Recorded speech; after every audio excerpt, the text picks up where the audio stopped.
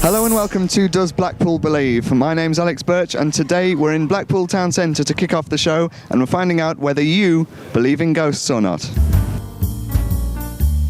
Okay, so do you believe in ghosts? No. No. Not at all? Not at all? Is there any other paranormal things that you believe in at all? No. Not really, no. Aliens, maybe. Aliens maybe. Right, that's awesome. Have you ever had any paranormal experiences happen to you at all? Anything that could be ghosts or something really weird? No. Not really, no, Alex. Okay, thank you very much. Do you believe in ghosts? Yes.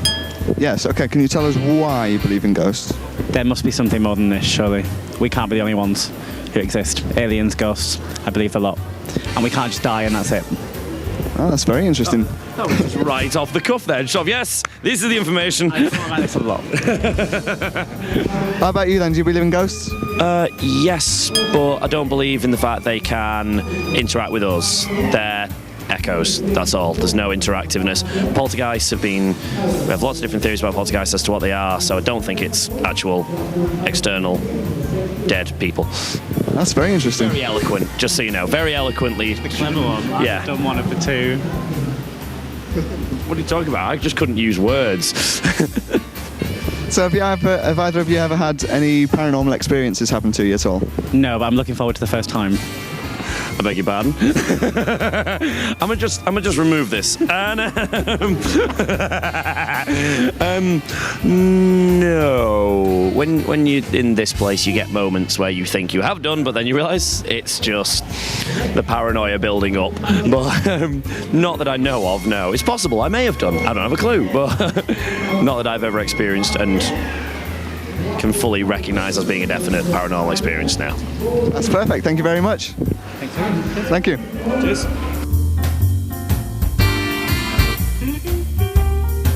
Okay, hello there. What's your name? My name's Wayne.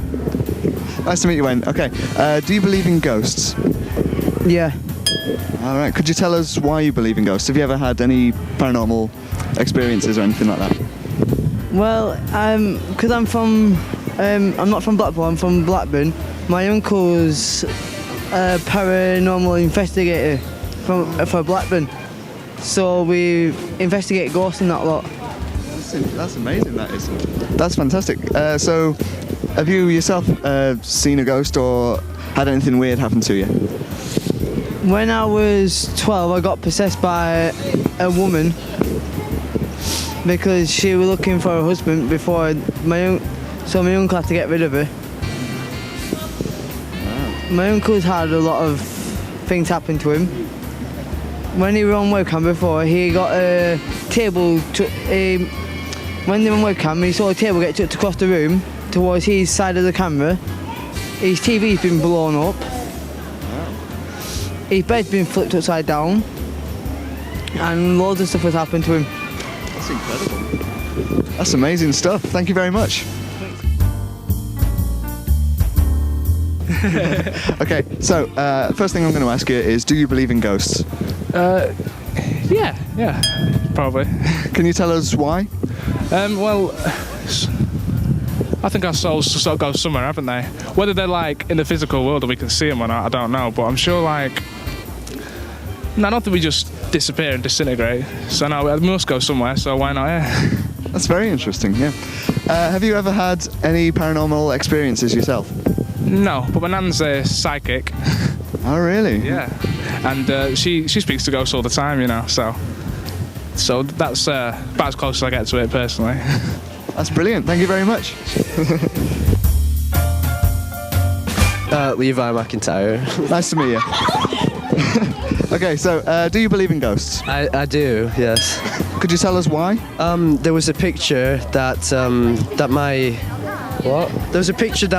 my uncle had taken of a wedding, and there was death on it, like behind the a door. You can see his face. Really? So, and there was no explanation for that at all? Well, she died the next day later. My auntie, one of my aunties, yeah. Do you believe that was real, or was it just you hallucinating? I don't know. It's not me hallucinating. So, what's your name?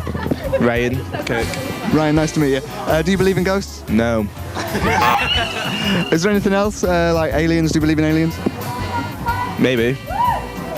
Have you ever had anything paranormal happen to you? Anything you couldn't explain?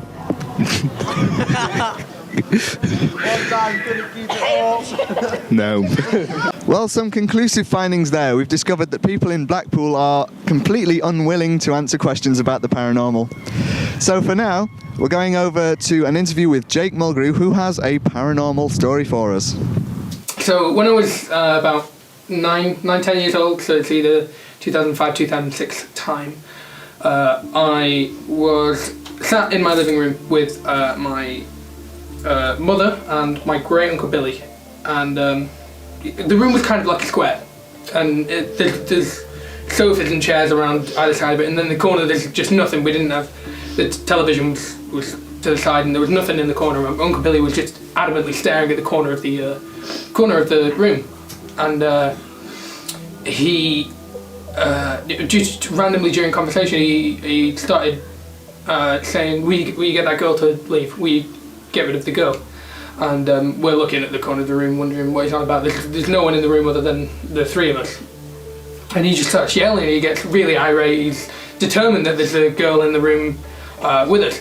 And after that, we kind of we were talking to some friends. Me and Connor were talking to some of our other friends, and there was basically we live on this long street called Victoria Street in Fleetwood, and there's a block of houses at the end of it. And at the end of the block of houses is like a 4-story house. It's like 3 stories and then one basement-y story bit.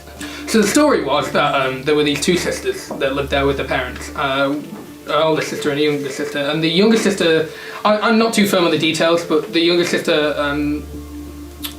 for some reason, killed the older sister. It's a very ludicrous and unmotivated killing, apparently. The rumour is that the ghost hangs around that block of houses, taunting the younger siblings of any given generation. So I'm the youngest of 3 siblings, so according to the story, I would have been affected by this, but I wasn't. My Uncle Billy was the youngest of his, I believe was the youngest of his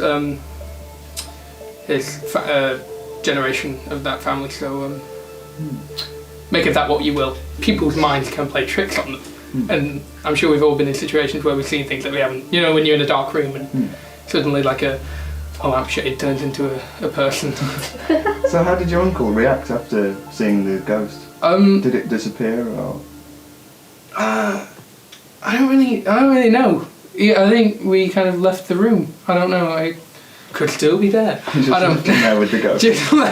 No, we the three of us, we just kind of left and went to a different room. I think something like that. So the ghost could still be there. Who knows?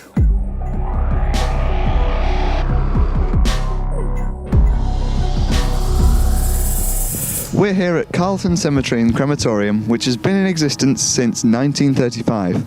And being a graveyard, you would expect there to be lots of ghost stories around. One of the most well-known ghost stories tells the tale of a Leighton taxi driver who claims he has seen a ghost with a green face near the gates of Carlton Crematorium.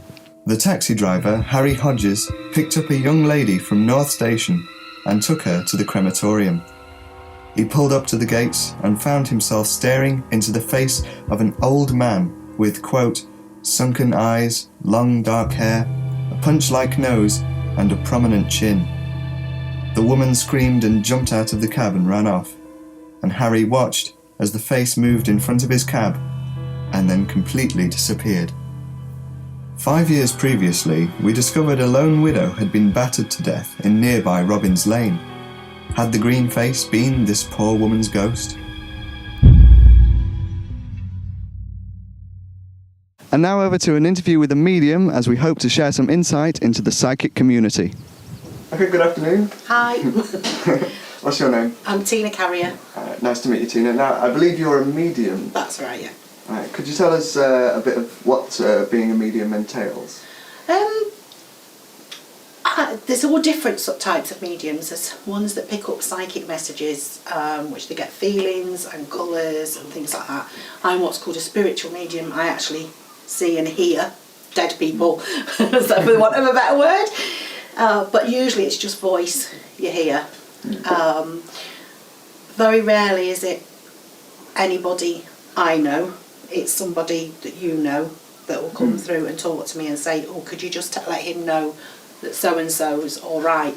They don't come through and give you the lottery numbers. I have asked, and they gave me one either side. That's brilliant. So how many clients did you roughly get when you... Well, when I was actually doing it properly, I was every single day, ridiculous, 4 or 5 people a day will come into my house, and it was to have readings done. But it tires you out. It mentally, because it's energy that they use your energy as well, so you do get very drawn at the end of it, and you've got headaches and tiredness. Oh, that's interesting. Have you ever, fully passed out, had some really bad experiences while meeting with the dead? I have had a bad experience using a Ouija board, which I tell my daughter never to do. It's the one, if you believe that everybody goes to the spirit world, there's sort of 7 levels. If you think babies are completely innocent, they can't possibly have done anything wrong, so they go to your first level. Well, then you people like Hitler that have murdered millions of innocent people got to go somewhere if you believe in the spirit world. And apparently the only way they can actually get through are occult things like a Ouija board. So your Ouija boards tend to be your evil spirits rather than your normal everyday grandma, granddad, nan, that sort of person. So when we did the Ouija board, it wasn't very good. The glass smashed. One of the girls' eyes started bleeding down here. My face went in the mirror. So it went from being this size to that length. Everybody started screaming and we all ran out. So I'm a bit wimped. And there was no explanation for it? No, and I've never done it again. Wow. That's awesome. So I believe you stayed at Shingle Hall. Yes, that was brilliant. Do you believe it's haunted? Definitely. There was a lad with us who was at least 6 foot tall and probably that amount wide as well. And there was another lad, his best mate. They were in sleeping bags and they were in these heavy, because it's all the old furniture from the 15th century, I think. The chairs are really, really heavy. So they were sat in the sleeping bags on it, and his chair started to move across the floor. Nobody around him. He's about 15 stone, 16 stone, sat on this chair, and you've never seen a big man jump out of a chair and jump into another lad's sleeping bag. It was so quick. There was another bit, we were upstairs looking down to the courtyard area, and there was someone banging on the door, and we could hear the locks moving, and as we looked down there was nobody there, and it was from the outside that the noise was coming from. We were all sat down around the fire and all the handles started going up on the front door. You've never seen 8 people, grown adults, run so fast in your life. So it was definitely haunted. That's brilliant. Well, thank you for joining us. No problem. And sadly, that's all we've got time for here on this week's Does Blackpool Believe? See you next week. I don't even work here. Just 2 drunk guys.